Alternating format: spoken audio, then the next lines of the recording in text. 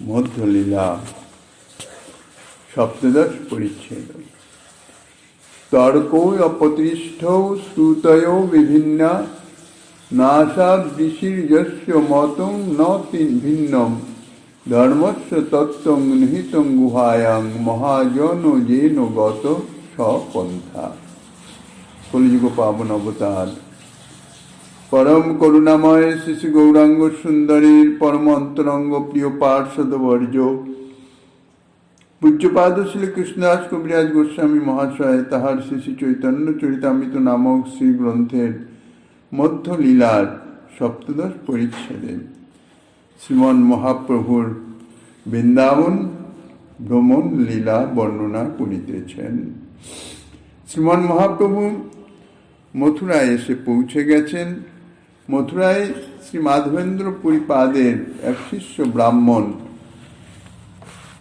তানারই ঘরে তিনি ভিক্ষা গ্রহণ করেছেন। যেহেতু মাধবেন্দ্র পুরীপাদ তানার কাছে অর্থাৎ তানার হস্তে ভিক্ষা গ্রহণ করেছিলেন, যদিও তিনি সামাজিক হিসাবে ভোজ্যান্ন নন, কিন্তু যেহেতু মাধবেন্দ্র পুরীপাদ তাহার বৈষ্ণবতা তাহার ভক্তি দেখে তাকে শিষ্যত্বে বরণ করে তার অন্ন গ্রহণ করেছিলেন, কাজেই মহাজন যাহা আচরণ করেন পুরী গোসাইয়ের আচরণ সেই ধর্মসার, ইহাই মহাপ্রভুর বক্তব্য।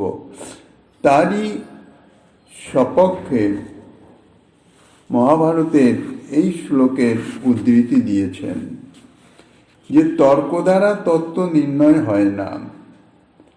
শ্রুতি সকলের মত ভিন্ন ভিন্ন, যাহার মত ভিন্ন নহে তিনি ঋষি নহেন। ধর্মতত্ত্ব অতি নিভৃত স্থানে আছে, অর্থাৎ অতি দূরধিগম্য। কাজেই সাধারণ ব্যক্তি ধর্মের অনুসন্ধান কিছুতেই পাবে না। অতএব মহাজনগণ অর্থাৎ পূর্ব আচার্যগণ যে পথে বিচরণ করেছেন সেই পথই অবলম্বন করিতে হইবে। অর্থাৎ শ্রেষ্ঠ ব্যক্তির আচরণ দ্বারাই আচাররূপ ধর্ম নির্ণীত হয়, এই শ্লোকে তাই বললেন। এবং শ্রীমন মহাপ্রভুর যে বক্তব্য, ইহাই তাহার প্রমাণ। কাজেই তবে সেই বিপ্র প্রভুকে ভিক্ষা করাইল, মধুপুরীর লোক প্রভুকে দেখিতে আইল। প্রভু যেহেতু নিজ হাতে তার হস্তে ভিক্ষা গ্রহণের জন্য কৃপাদেশ করেছিলেন, যদিও আদেশ নয় ভগবত হিসাবে আদেশ, কিন্তু তিনি গুরুস্থানীয় মাধবেন্দ্র পুরীপাদের শিষ্য, কাজে অনুরোধ জানিয়েছিলেন। তা নাহলে মাধবেন্দ্র পুরীপাদের যে আচরণ, সে আচরণের মর্যাদা রক্ষা হয় না। আর সামাজিক আচরণের থেকে, সামাজিক মর্যাদার থেকে পারমার্থিক মর্যাদা অর্থাৎ তার ভক্তি, তার বৈষ্ণবতা, তারই প্রাধান্য সর্বদাই বেশি। সেই ব্রাহ্মণ তিনি অন্ন দিতে রাজি হচ্ছিলেন না এই কারণে যে মূর্খ লোক তাতে নিন্দা করবে, কিন্তু মূর্খ লোকের নিন্দার ভয়ে ধর্ম আচরণ থেকে বিচ্যুত হওয়া ইহা সঙ্গত নহে। মহাপ্রভু তাই আদর্শ দেখালেন। তাই সেই ব্রাহ্মণ প্রভুকে ভিক্ষা করালেন। প্রভু সেই ব্রাহ্মণের গিয়ে অবস্থান করছেন মধুপুরী মথুরাতে। সেখানকার লোক প্রভুর দর্শনে এসে উপস্থিত হল।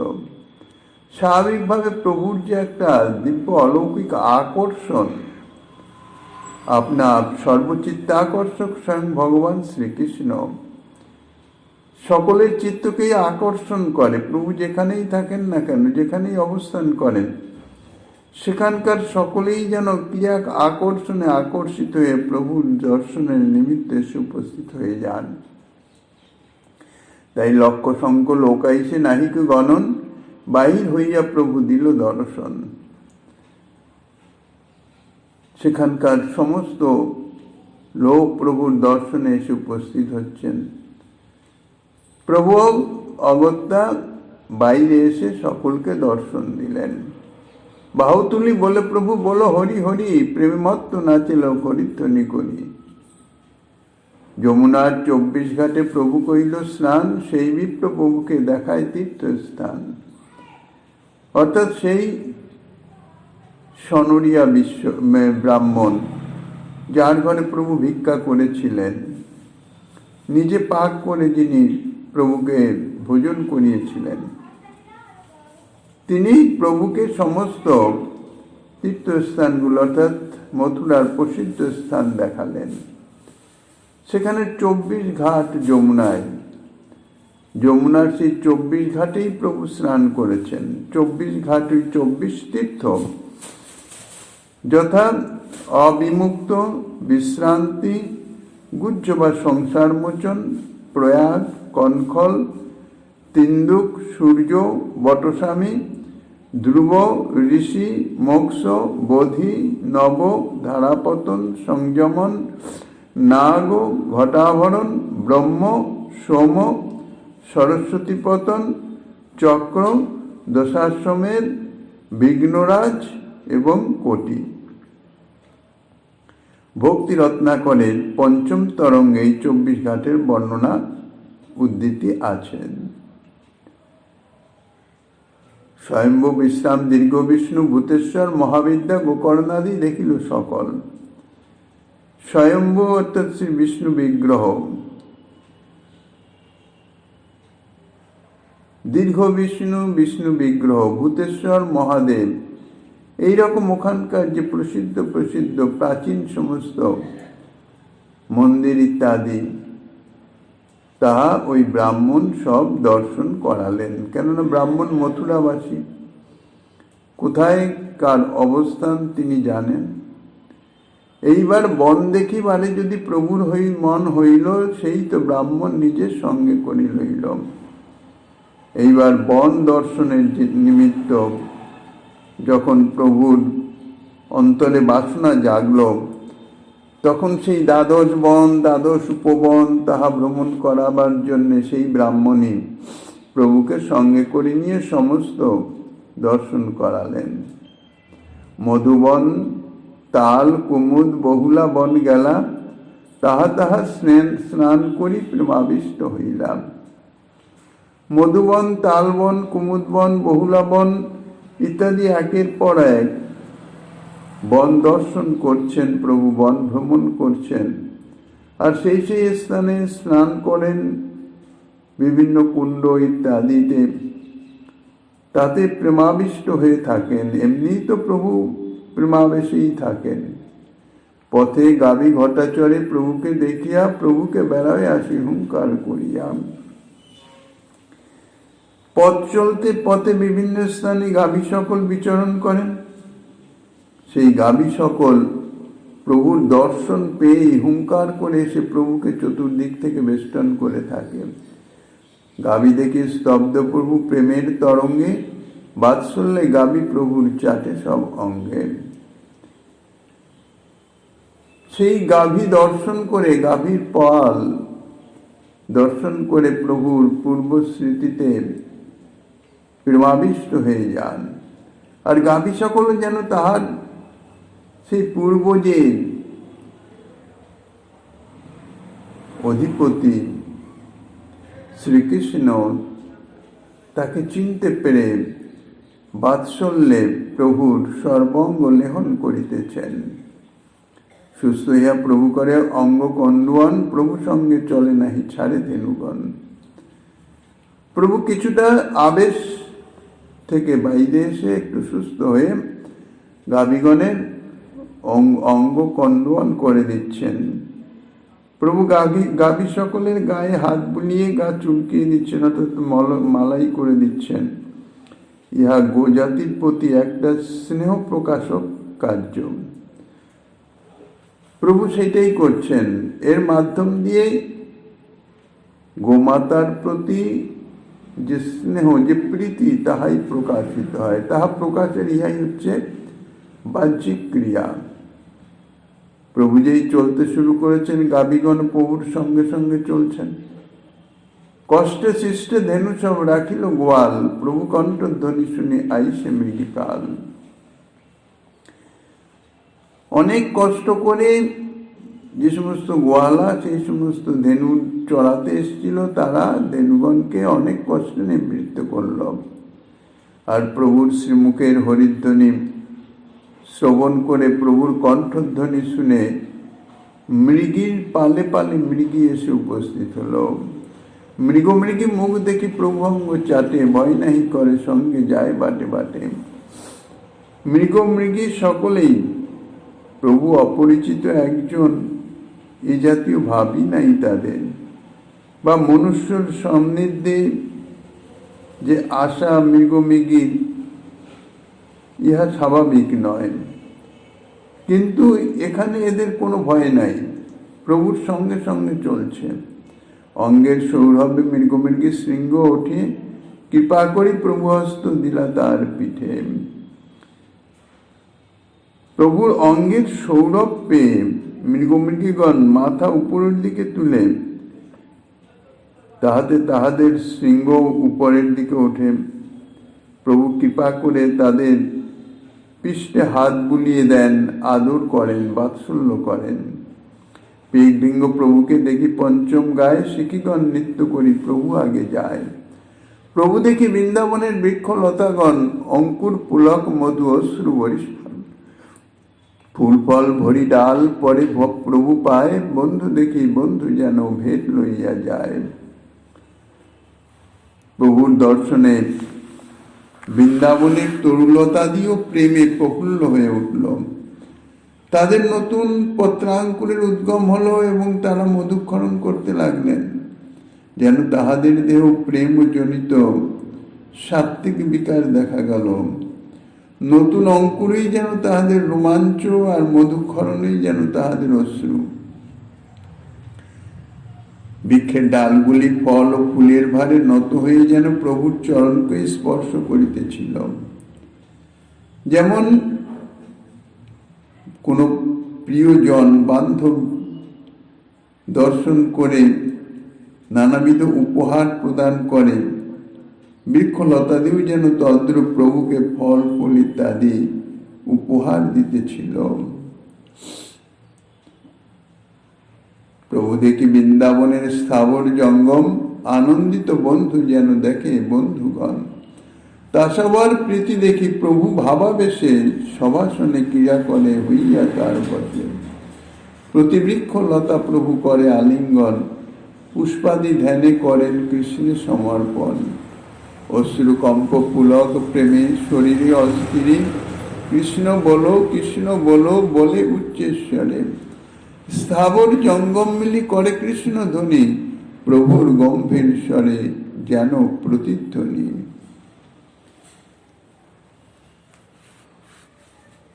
প্রভু বনের পিগ ভিঙ্গ ময়ূর মৃগী ইত্যাদি জঙ্গমের সঙ্গে এবং বৃক্ষলতাদি স্থাবরের সঙ্গে সকলের সঙ্গেই প্রেমে আবিষ্ট হয়ে প্রভু লীলাবিহার করিতেছেন। বৃক্ষডালে সুখসারি দিল দর্শন, তাহা দেখি প্রভুর কিছু শুনিতে হইল মন। মৃগের গলা ধরি প্রভু করেন রোদন, মৃগের পুলক অঙ্গ শ্রুনয়ন। প্রভাবিষ্ট হয়ে গেছেন। এমন সময় সুখসারি বৃক্ষের ডালে এসে উপস্থিত হলেন। তাদের দর্শন করেই প্রভুর কিছু কৃষ্ণ গুণগান শুনবার বাসনা হলো।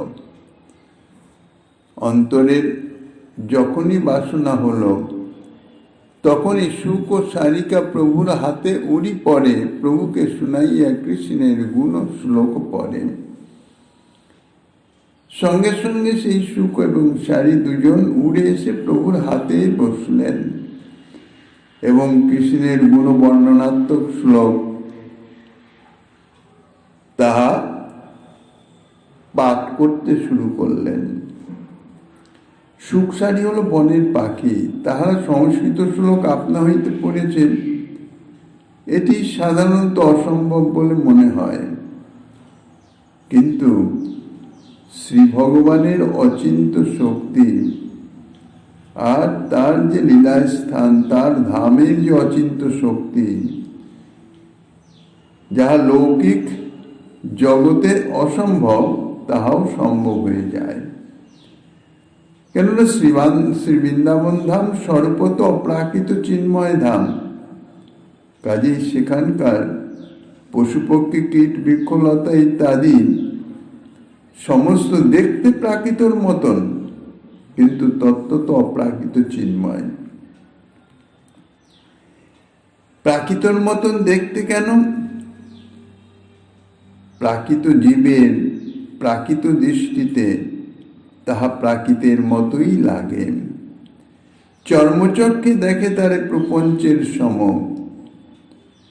এই প্রাকৃত যে চক্ষু, এই চক্ষু ইন্দ্রিয়তে তাহা প্রাকৃতই দেখবে। কেন? প্রাকৃত তো আর অপ্রাকৃত দর্শন করতে পারে না, কাজেই প্রাকৃতের মতন দেখছেন। প্রেম নেত্রে দেখে তার স্বরূপ প্রকাশ, গোপ গোপীর সঙ্গে যাহা কৃষ্ণের বিলাস। অপ্রাকৃত চিন্ময় সেই ভাবে, সেই আবেশে, অর্থাৎ প্রেম প্রাপ্ত হলে সেই প্রেম নেত্রে, অপ্রাকৃত প্রেম নেত্রে বৃন্দাবনের যে প্রেমভূমি, বৃন্দাবনের যে প্রেমময় স্বরূপ, তাহা স্বতই স্ফূর্তি প্রাপ্ত হয়। মায়াবদ্ধ জীবের নিকট শ্রী বৃন্দাবন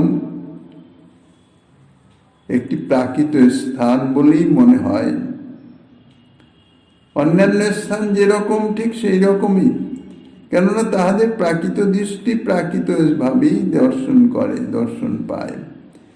কিন্তু যাহাদের প্রেম নেত্র বিকশিত হয়েছে, যাহারা প্রেম প্রাপ্ত হয়েছে, যাহাদের চিত্ত শুদ্ধ হয়েছে,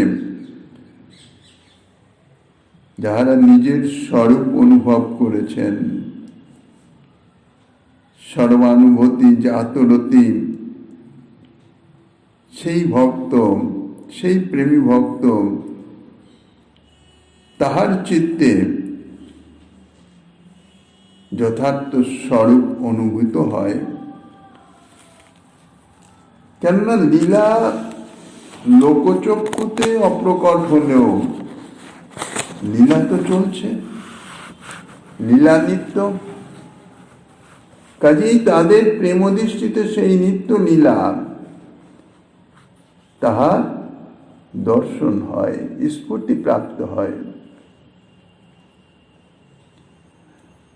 অস্মদৃশ্য বৃন্দাবনের যে অবস্থা ছিল, এখনো সেই অবস্থা। তখন সেখানে যে সমস্ত পশু পক্ষী বৃক্ষলতাদি ছিল, এখনো সে সমস্ত আছে।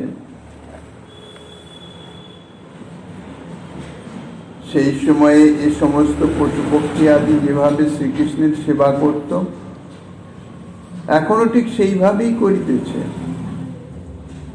আর শ্রীমন মহাপ্রভু তিনি তো স্বয়ং শ্রীকৃষ্ণ, তিনি বৃন্দাবনে এসেছেন তাহার পূর্ব লীলাস্থলী দর্শন করবার জন্যে, প্রেমের আশ্রয় রূপে তাহার পূর্ব লীলাস্থলীর মাধুর্য আস্বাদন করবার জন্যে। তাহার পূর্ব পরিকর সেই যে পশু পক্ষী বৃক্ষলতাদি যে পূর্বের ন্যায় তাহার সেবা করিতে প্রবৃত্ত হইবে, এতে আর বিচিত্রতার কি আছে? কাজেই সুখ সারি উড়ে এসে প্রভুকে কৃষ্ণ লীলাগুণ গান শ্রবণ করাচ্ছেন। অপ্রাকৃত প্রেমময় সুখ সারি, কাজেই তাহারা সেই ভাষায় যে গুণাবলী বর্ণনা করবেন, এতে আশ্চর্যের কিছু নাই। সৌন্দর্যং ললনালী ধৈর্য দলনং লীলার মাস্তম্ভিনী বীর্যং কন্দুকিতাদ্রি বর্জ মমৌলহ পারে পারে পরার্থ গুণঃ শীলং সর্বজনানুরঞ্জন মহৌ যস্যায়মস্মৎ প্রভুর বিশ্বং বিশ্বজনীন কীর্তিরবতাৎ কৃষ্ণ জগন্মোহন। অর্থাৎ যাহার সৌন্দর্য ললনাগণের ধৈর্য দলন করে, যাহার লীলা বৈকুণ্ঠেশ্বরী লক্ষ্মীকেও স্তম্ভিত করে, যাহার বল পর্বতরাজ গোবর্ধনকেও কন্দুক সদৃশ করেছেন, যাহার গুণ সকল অনন্ত এবং অমল, যাহার স্বভাব সকলকেই সুখী করে এবং যাহার কীর্তি বিশ্বজনের হিত সাধিনী, সেই আমার প্রভু জগন্মোহন শ্রীকৃষ্ণ বিশ্বকে রক্ষা করুন। এই যে শ্লোক, এই শ্লোকটি উচ্চারণ করেছেন শুক। শুকই সাধারণত শ্রীকৃষ্ণের গুণ বর্ণন করেন আর সারি রাধারানীর গুণ বর্ণন করেন। তাই শ্রীকৃষ্ণ মহাপ্রভুর ইচ্ছা অনুযায়ী, তাই শুক মহাপ্রভুর ইচ্ছা অনুযায়ী শ্রীকৃষ্ণের গুণ বর্ণনা করিতেছেন। কি বলছেন? শ্রীকৃষ্ণের সৌন্দর্য হইতেছে ললনালি ধৈর্য দলনং। ললনা অর্থাৎ রমণী সমূহের সতীত্ব রক্ষা বিষয়ক যে ধৈর্য, সেই ধৈর্যকে দলন করিতে অর্থাৎ ধ্বংস করিতে সমর্থ। তাৎপর্য এই যে এমন কোন রমণী নাই যার চিত্ত শ্রীকৃষ্ণের সৌন্দর্যে আকৃষ্ট না হয়। আর তার অর্থাৎ সেই শ্রীকৃষ্ণের যে লীলা অর্থাৎ রাসাদি লীলা, তাহা হইতেছে রমা স্তম্ভিনী, বৈকুণ্ঠেশ্বরী লক্ষ্মীকেও পর্যন্ত আনন্দ চমৎকারিতায় স্তম্ভিত করতে সমর্থ। আর শ্রীকৃষ্ণের বীর্য অর্থাৎ শক্তি বা বল এত বেশি যে তাহা কন্দুকিতা ত্রিবর্জং। কন্দুক অর্থাৎ একটি ছোট্ট বলের মতন। সেই কন্দুক প্রায় করেছে কাকে না? অদ্রিবর্জ, গিরিরাজ গোবর্ধন।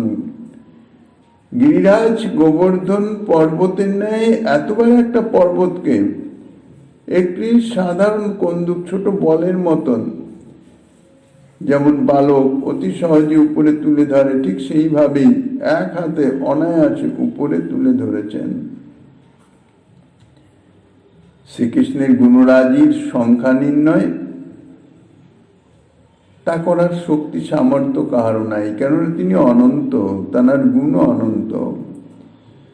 তাহারা পরার্ধ সংখ্যারও অতীত, অনন্ত, আর প্রত্যেকটি গুণই হচ্ছে অমল নির্মল। আর তার শিলং স্বভাব, স্বভাব হইতেছে সর্বজনানুরঞ্জনম, সমস্ত লোকের তৃপ্তি সাধনে সমর্থ। শ্রীকৃষ্ণ বিশ্বজনীন কীর্তি, তাহার কীর্তি হচ্ছে সমগ্র বিশ্বের মঙ্গল বিধান করে থাকে। আর তার সেই লীলা গুণাদির কথা শ্রবণ করলে বিশ্ববাসী সকলের সকল অমঙ্গল দূরীভূত হয়ে যায়, মঙ্গলের উদয় হয়। সর্বমঙ্গলকারী শ্রীকৃষ্ণের লীলাগুণ ইত্যাদির শ্রবণেই অমঙ্গল দূরীভূত হয়ে গিয়ে মঙ্গলের উদয় হয়। যেমন আলোকের আগমনে অন্ধকার দূরীভূত হয়ে চতুর্দিক প্রকাশিত হয়। আর রূপ গুণ মাধুর্যাদিতে তিনি জগন্মোহন, সমস্ত জগৎকে তিনি মোহিত করে থাকেন, সর্বচিত্তাকর্ষক। সুকমুখে শুনি তবে কৃষ্ণের বর্ণন, সারিকা পড়ায় তবে রাধিকা বর্ণন। সুখের মুখে কৃষ্ণ বর্ণনা শ্রবণ করে সারি সেও শ্রীমতী রাধারানীর গুণ বর্ণনা করতে আরম্ভ করল। সারি বলছেন, শ্রীরাধিকায়া প্রিয়তা সুরূপতা সুশীলতা নর্তন গান চাতুরী গুণালি সম্পদ কবিতা চ রাজতে জগন মন মোহন চিত্ত মোহিনী। সারিকা সুখকে সম্বোধন করে বলছে, হে সুখ, আমাদের শ্রীমতী রাধারানীর প্রেম, সৌন্দর্য, সুশীলতা, নিত্যগীতের চাতুরী, গুণ সম্পত্তি ও কবিত্ব অর্থাৎ পাণ্ডিত্য, এর প্রত্যেকেই জগন্মোহন শ্রীকৃষ্ণের চিত্তকে পর্যন্ত মোহিত করে শোভিত হইতেছে। সারি শ্রীমতী রাধারানীর সম্বন্ধে যা বলছেন তার মর্ম হচ্ছে এই যে, তুমি যে শ্রীকৃষ্ণের গুণাবলী বর্ণন করছো, তুমি যে বলছো শ্রীকৃষ্ণ বিশ্ব জনানুরঞ্জন জগন মনমোহন, আমার শ্রী রাধা তাহার অপূর্ব গুণ সম্পদে তোমার জগন মনমোহন শ্রীকৃষ্ণের মনকেও মোহিত করে, শ্রীকৃষ্ণের চিত্তকেও মুগ্ধ করে থাকেন। তাহলে তোমার শ্রীকৃষ্ণ সমস্ত জগতের মনকে মোহিত করে, আর তার মন যে মোহিত করে সে নিশ্চয়ই সৃষ্ট। সুতরাং আমার রাধা তোমার কৃষ্ণ থেকেও গড়িয়সী। পুনঃসুখ কহে কৃষ্ণ মদন মোহন, তবে আর শ্লোক সুখ করিল পঠন। শাড়ির কথা শুনে সুখ বলছেন, শাড়ি আমার কৃষ্ণ মদন মোহন, তোমার ব্রজসুন্দরীগণ যে মদন পানে জর্জরিত হয়ে আমার কৃষ্ণের সঙ্গের জন্য উৎকণ্ঠিত হয়ে পড়েন, আমার কৃষ্ণকে দেখে সেই মদনও মুক্ত হয়ে যায়, মূর্ছা প্রাপ্ত হয়। তার প্রমাণ স্বরূপ সুখ একটি শ্লোকের উদ্ধৃতি দিলেন, বংশীধারী জগন্নারী চিত্তহারী সসারীকে বিহারী গোপ নারী ভীর জিয়ান মদন মোহন। হে শারীকে জগন্নারীগণের মনমনোহারী, গোপাঙ্গনা বিহারী বংশীধারী সেই মদন মোহন শ্রীকৃষ্ণের জয় হোক।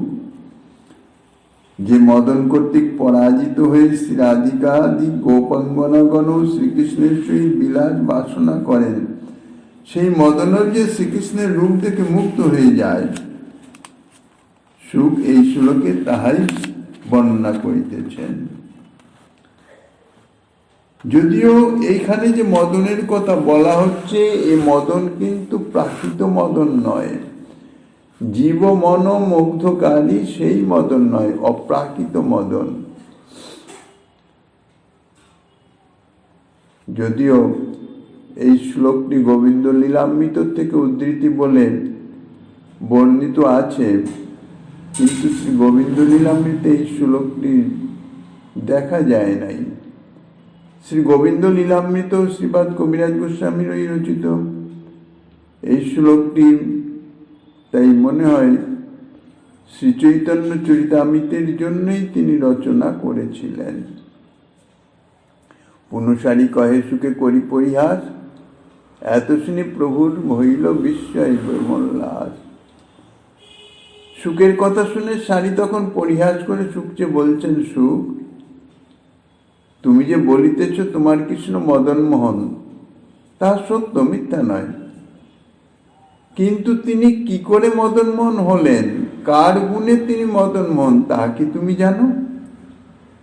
আমার শ্রীরাধার গুণেই তিনি মদন মোহন। তাই যতক্ষণ তিনি আমার শ্রীরাধার নিকটে থাকেন, ততক্ষণই তিনি মদনকে মোহিত করবার সামর্থ্য রাখেন। শ্রীরাধার সান্নিধ্য প্রভাবে। কিন্তু আমার শ্রীরাধা যদি কাছে না থাকেন, তাহলে তোমার এই বিশ্বমোহন শ্রীকৃষ্ণ নিজেই মদন কর্তৃক মোহিত হয়ে পড়েন। সুখসারীর এই যে পরস্পর প্রেম কুন্দল, তাহা শ্রবণ করে প্রভুর চিত্তে বিস্ময় হলো, প্রেমোল্লাস জন্মালো। বনের পাখি সুখসারী, তাদের মুখে এ সকল অপূর্ব কথা, কাজেই স্বাভাবিক বিস্ময় উৎপাদক। আজ শ্রী যুগলের উদ্দীপনে, যুগল লীলার উদ্দীপনে প্রেমোল্লাস। সারিকা যে কথা বলল যে আমার রাধা যতক্ষণ কৃষ্ণের নিকটে থাকে তখনই তিনি মদন মোহন, তাহার প্রমাণ স্বরূপ একটি শ্লোকেরও উদ্ধৃতি দিল, রাধার সঙ্গে যদা ভাতি তদা মদন মোহন, অন্যথা বিশ্ব মোহয়পি স্বয়ং মদন মোহিত। শ্রীকৃষ্ণ যখন শ্রীরাধার সঙ্গে থাকেন তখনই তিনি মদন মোহন, তখনই তিনি শ্রীমতী রাধারানীর প্রভাবে, অর্থাৎ শ্রীমতী রাধারানীর সান্নিধ্যে, শ্রীকৃষ্ণের এতাদৃশ প্রেমোল্লাস হয়, এতাদৃশ মাধুর্য বর্ধিত হয়ে যায় যে মদনমুগ্ধ হয়ে যায়, মূর্ছিত হয়ে যায়। কিন্তু শ্রীমতী রাধারানীর সঙ্গে না থাকলে তার মাধুর্য এতাদৃশ বৃদ্ধি পায় না, স্বাভাবিক মাধুর্য যা বিশ্বকে মোহন করতে পারে। শ্রীমতী রাধারানী তাই সঙ্গে না থাকলে বিশ্ব মোহনকারী শ্রীকৃষ্ণ মদন কর্তৃক কিন্তু নিজে মোহিত হয়ে যান।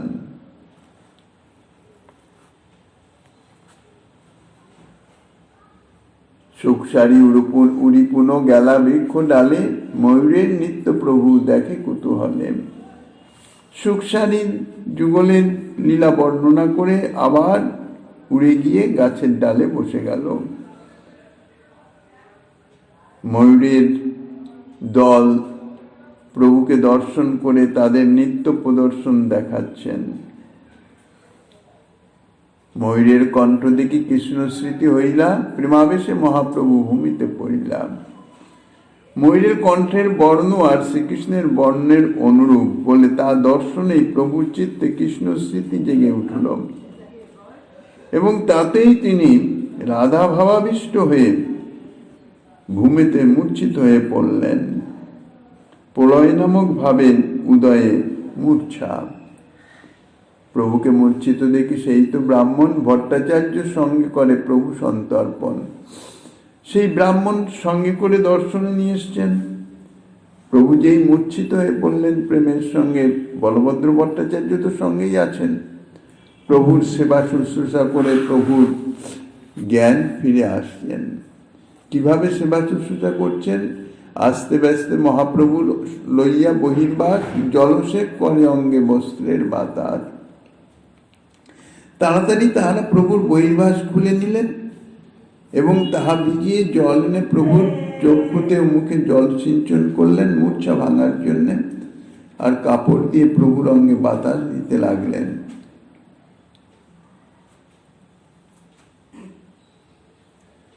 প্রভু কর্ণে কৃষ্ণ নাম কহে উচ্চ করি, চেতন পাইয়া প্রভু যান গড়াগড়ি। মাথুর ব্রাহ্মণ এবং বলভদ্র ভট্টাচার্য যে প্রভুর কর্ণে উচ্চস্বরে কৃষ্ণ নাম বলতে লাগলেন, তার ফলে প্রভুর কি হলো? অর্ধবাহ্য দশা এলো।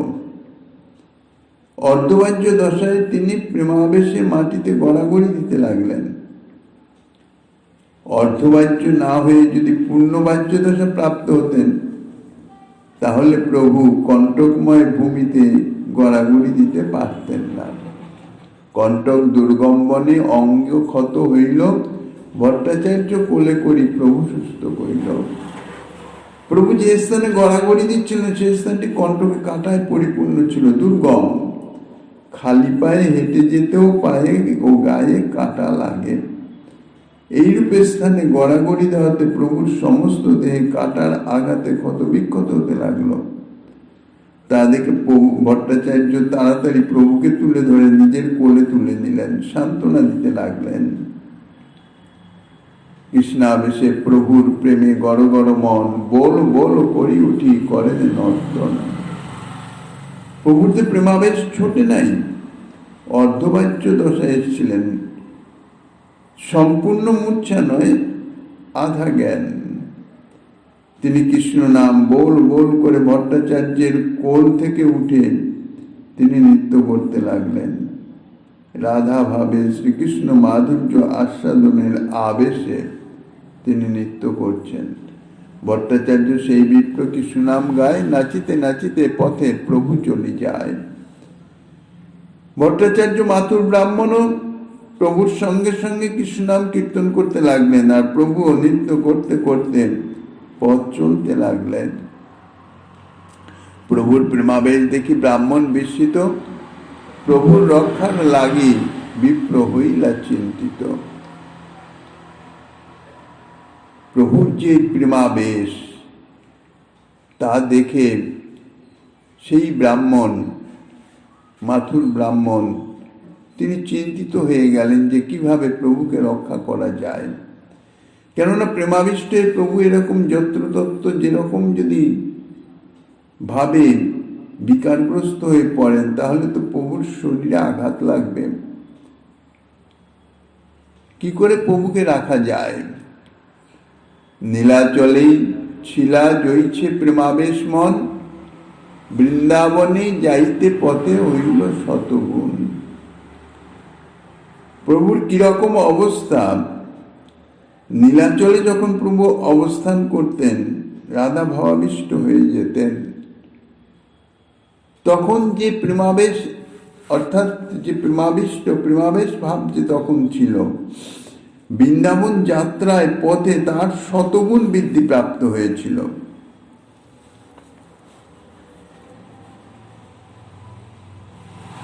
সহস্রগুণ প্রেম বাড়ে মথুরা দর্শনে, লক্ষগুণ প্রেম বাড়ে ভ্রমে যাবে বনে।